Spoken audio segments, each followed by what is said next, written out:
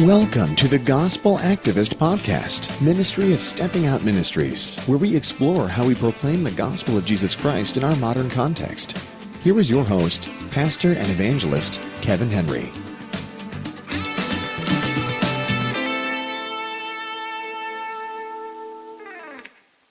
Welcome to the Gospel Activist Podcast, where our focus is to equip the church to be able to go out and share the gospel of Jesus Christ.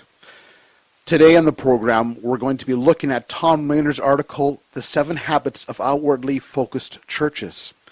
But before we get to that, as you have listened to past episodes, there may have been a question that's come to mind about what I've talked about, or maybe there's another question you might have about evangelism and apologetics.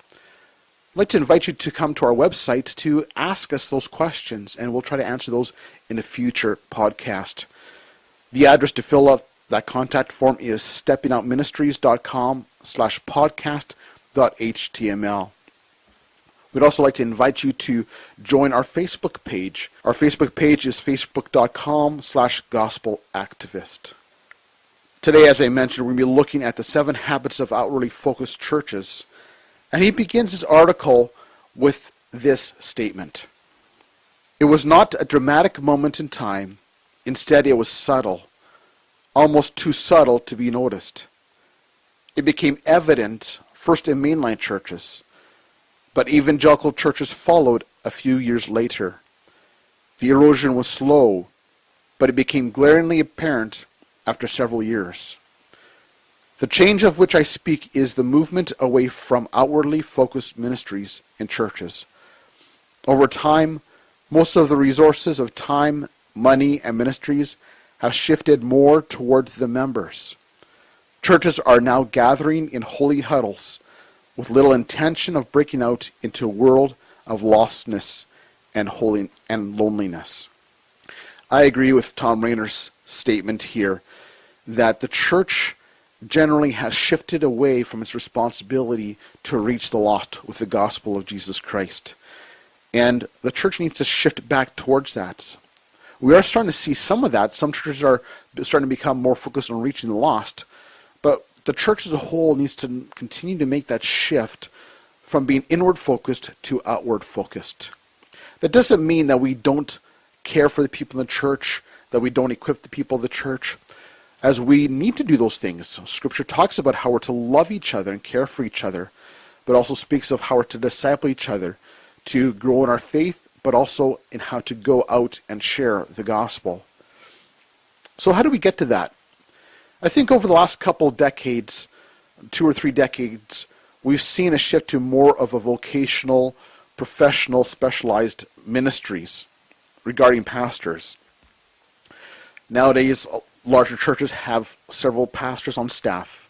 And I'm not saying that having several pastors on staff is wrong. It's, I think, more the roles that are used sometimes that are, I think, not quite focused correctly. We have a lot of different roles. We have youth pastor, children's pastor, seniors pastor, the women's ministry pastor, the men's ministry pastor, and the whole list goes down along the lines. Now, sometimes we do need a professional to come in to help in certain areas, like worship from time to time. But in my view, we should really have one pastor as a lead pastor. And if there's a need for a couple more pastors, because larger churches sometimes need more care, then we may be able to add an evangelism pastor or a discipleship pastor. Because those are 2 roles that are important in the church to equip the church. And with a very large church, it's hard for one pastor to equip the whole church. So you may need a couple of those roles to help equip the church to do the work we've been called to do. Our programs has focused us more on the inside than the outside. It's been more about what's the benefit for me rather than how can I serve the Lord through this church together with others. So sometimes we have more of a selfish outlook for ourselves. It's more about what's comfortable for me rather than how do we work together to reach the lost and disciple believers. So we do kind of need to change our focus from ourselves to more of an outward focused. Yes, there's times where we're going to need to be built in more than we give, but that shouldn't be the whole time we're part of the church. So that's why it's important for us to be outwardly focused, not inwardly focused. Yes, again, it's fine to have ministries that care for the church, but we also need to have ministries that focused outwardly to the lost. Speaking of which, that's why it's important to do outreach. Now, when we do outreach, though, those should be events that we invite our friends and lost loved ones to so they can hear the gospel message. And the emphasis there is the gospel message. You can't call an outreach if the gospel isn't proclaimed. So one needs to share the gospel for an outreach to really fulfill its purpose. In our church, I like to invite people in our church to invite their lost friends and loved ones when we do an outreach event. Otherwise, it's not an outreach event. So we need to be doing that. But also, we need to get outside the doors of the church to reach the lost. So we do outreach, but we also go out to the community. In a past episode, we talked about how a church needs to have a strategy for evangelism. And so I think it is vital for us to have a plan to get out into the community to share the gospel. When we do those things, we change our focus from being inward to outward. More about the lost and each other than it is about ourselves. And when we're more outward focused, we're going to be cared for anyway, because when we're discipling each other, as we go out and also reach the lost, we end up caring for each other at the same time. So instead of focusing solely on in-reach, we need to reach out to the lost.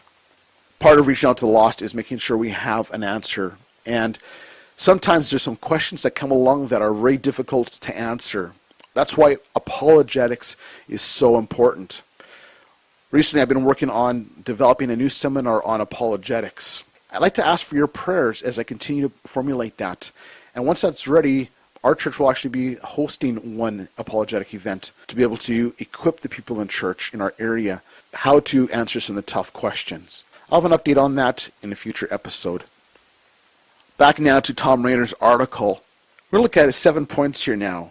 And Thom Rainer says that these 7 points have come up based on interviewing pastors of churches ranging from 50 people to 2,500 people.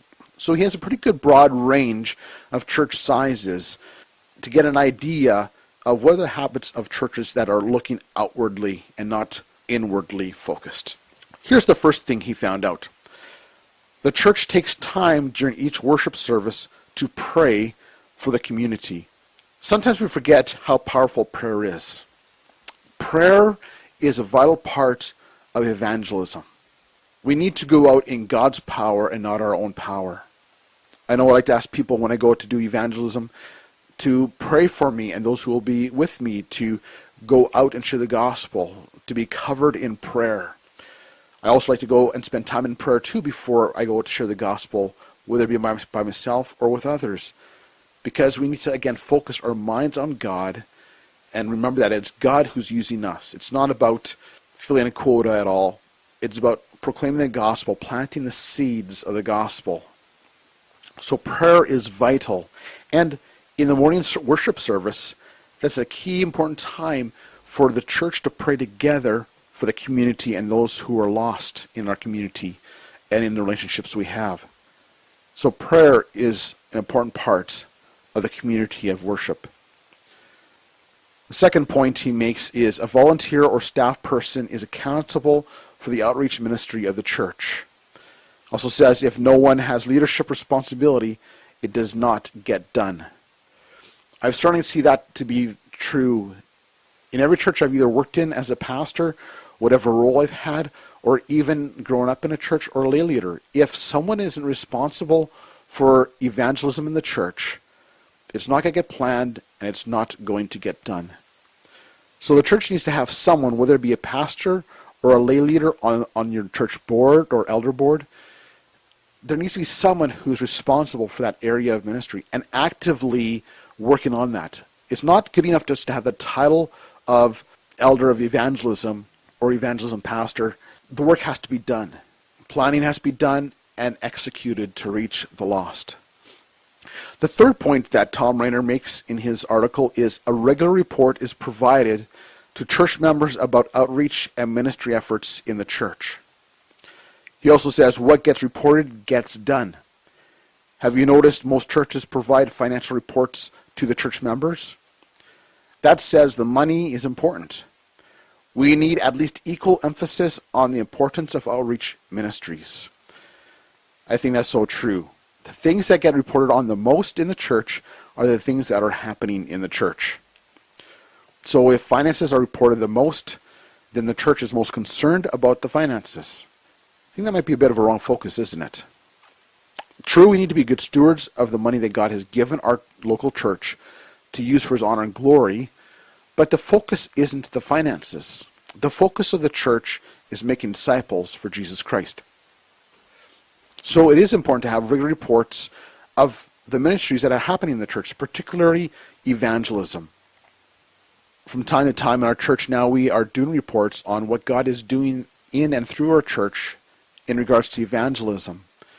Just this past Sunday, I was able to share how one member of our church and I were going door to door, and we saw someone come to faith.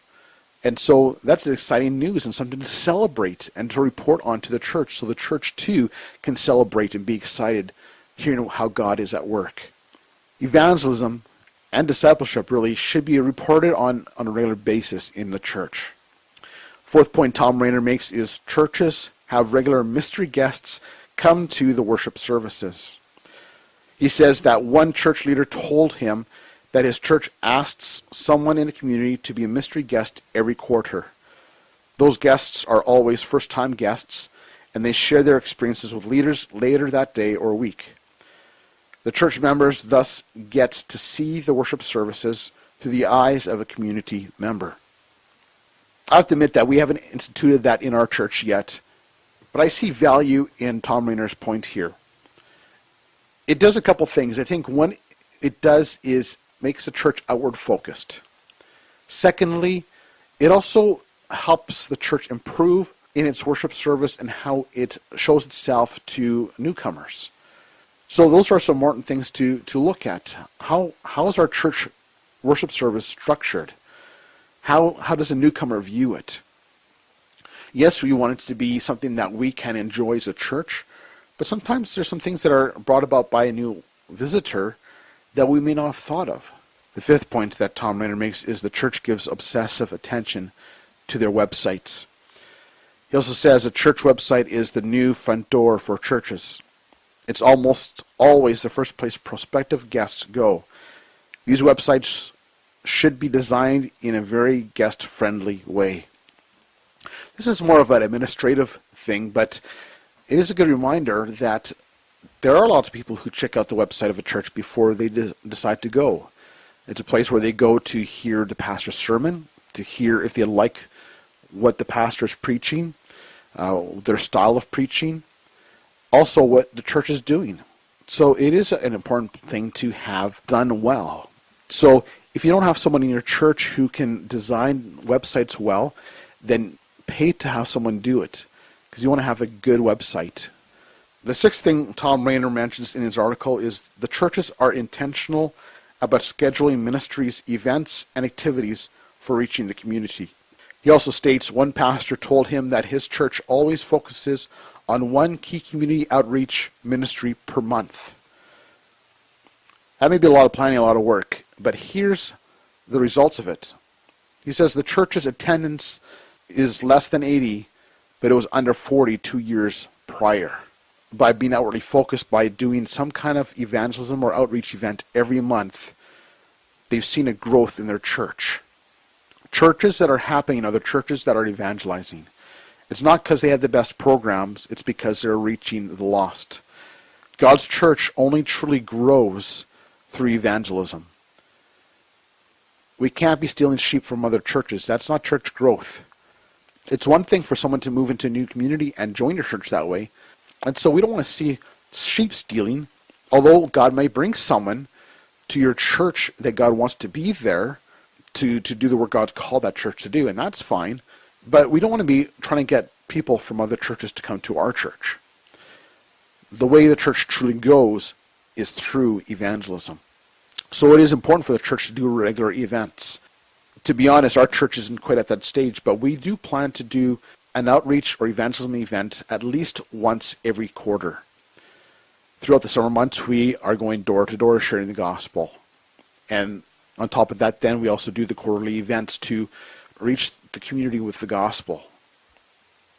The last point that Thom Rainer makes in his article is churches are intentional about connecting with their communities through social media. He also states it is mind-boggling that we have the most pervasive form of communication in history, but very few churches use it strategically. I know a pastor in a rural community who worked with a millennial and asked her to lead the social media outreach. It has been a great success because someone is responsible for it. I see the value of social media when it comes to ministry. It can be a valuable tool to reaching the lost and communicating to your community. But just like the website, this is something that someone needs to be responsible for and needs to do a good job in. So that is a way to help the church focus outward as well. Having that social media presence is probably not the most important, as evangelism itself is the most important part of this whole article. But this is one tool that can be helpful in reaching the community for Christ. Overall, I think Thom Rainer's article is excellent and is a must-read for every church leader. Again, so the church is outward-focused and not inward-focused.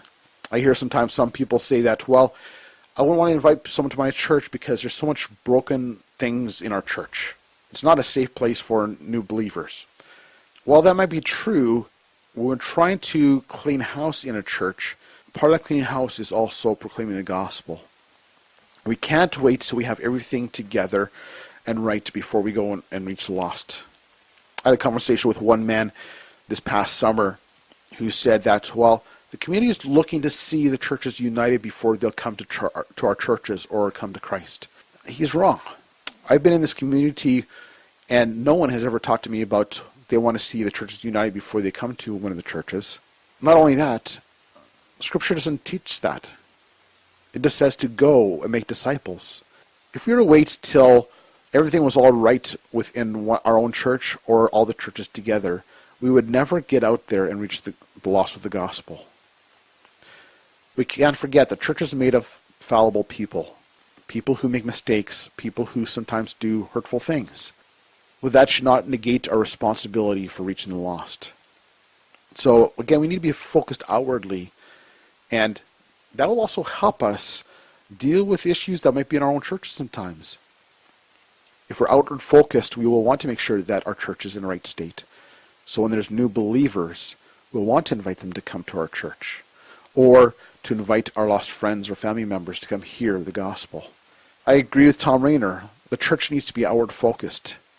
And these 7 habits of outwardly focused churches are key points for us as churches to consider. I want to thank you again for joining us on the program today. Hope you're encouraged and blessed by what we talked about today and challenged by it as well, to be outwardly focused and for your church to be outwardly focused as well. On the next program, we'll be looking at homosexuality and the gospel. Until then, this is Kevin reminding you to preach the gospel to any person, anytime, anywhere, at no matter the cost. You have been listening to the Gospel Activist Podcast, a ministry of Stepping Out Ministries. To submit a question for Pastor Kevin to answer on the podcast, visit us at www.steppingoutministries.com/podcast.html. Thank you for listening, and we invite you to join us for our next podcast.